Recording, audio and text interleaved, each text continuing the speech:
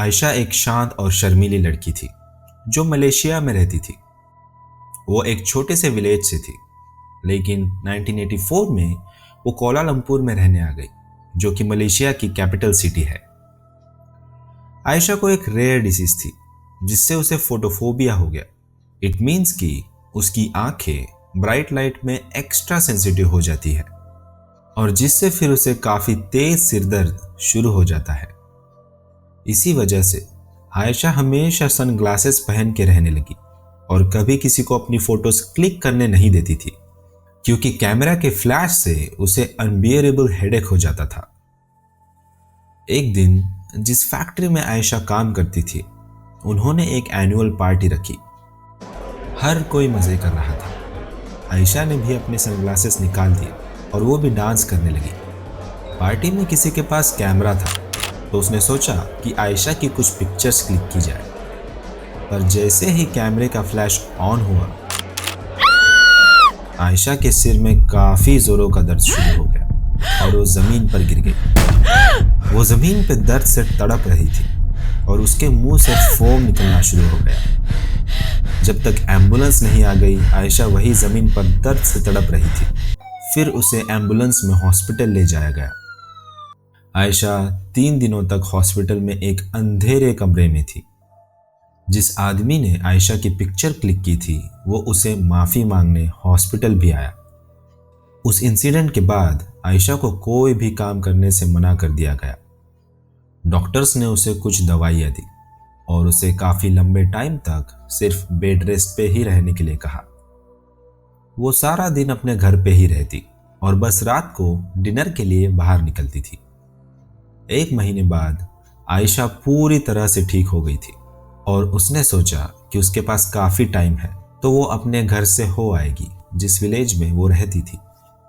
उस रात जब अंधेरा हो गया, आयशा अपने अपार्टमेंट से निकली और बस स्टॉप की ओर जाने लगी। वो बस स्टॉप के रास्ते पे ही थी कि एक कार उसके सामने आके रुकी। उसमें से 4 आदमी उतरे। उन्होंने आयशा का रास्ता रोक लिया और जब आयशा ने साइड से जाना चाहा, तो उन्होंने आयशा को पकड़कर अपनी कार में डाल दिया। वो लोग उसे किडनैप करके एक खाली पड़े घर में ले गए, जो कि सिटी के बाहर सुनसान से रास्ते पर था। उन्होंने उसके हाथ और पैर एक एक चेयर से बांध दिए। फिर एक लड़के ने चाकू निकाला और उसके सारे कपड़े फाड़ दिए। आयशा रोती गिड़गिड़ाती रही, पर उन लड़कों को कोई फर्क नहीं पड़ रहा था। वो लोग बस उस बेचारी की हालत पे हंस रहे थे, उसे मार रहे थे और बुरी तरह अब्यूज भी कर रहे थे। उनमें से एक आदमी ने कैमरा निकाला ताकि वो लोग उसकी कुछ पिक्चर्स क्लिक कर सके। आयशा गिड़गिड़ाती रही, दया की भीख मांगती रही कि उसकी पिक्चर्स ना क्लिक करे। उसने उन्हें समझाने की कोशिश भी की कि उसे रेयर कंडीशन है जिससे उसे तेज लाइट से प्रॉब्लम होती है, लेकिन उन लोगों ने उसकी एक नहीं सुनी और उसकी पिक्चर्स क्लिक करने लगे। जैसे ही कैमरे का फ्लैश जला, आयशा के सिर में एक अनबियरेबल सा पेन शुरू हो गया। उसका सिर मानो फटने को हो। वो दर्द से चीखने चिल्लाने लगी, पर वो लोग उसे और मारते। उसकी एक के बाद एक पिक्चर्स क्लिक कर रहे थे। जितने बार कैमरे का फ्लैश जलता, उतनी बार आयशा दर्द से चीखती थी और उसे लगता था कि उसका सिर जैसे फट जाएगा। उसके आंखों से, नोज से और ईयर्स से खून भी निकलने लगा था। कुछ 4 घंटे तक इस भयानक मंजर से तड़पने के बाद आयशा दर्द में सहमी पड़ी थी। उसमें खुद को हिला पाने की भी ताकत नहीं बची थी। वो अभी भी उस चेयर से बंधी हुई थी।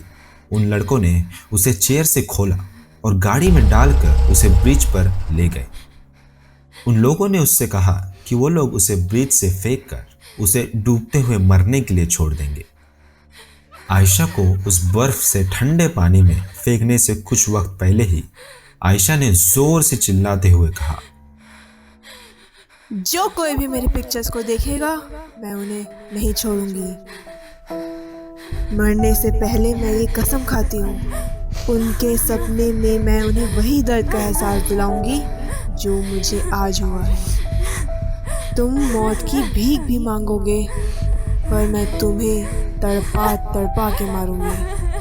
कसम है ये मेरी कि मैं किसी को नहीं छोड़ूंगी।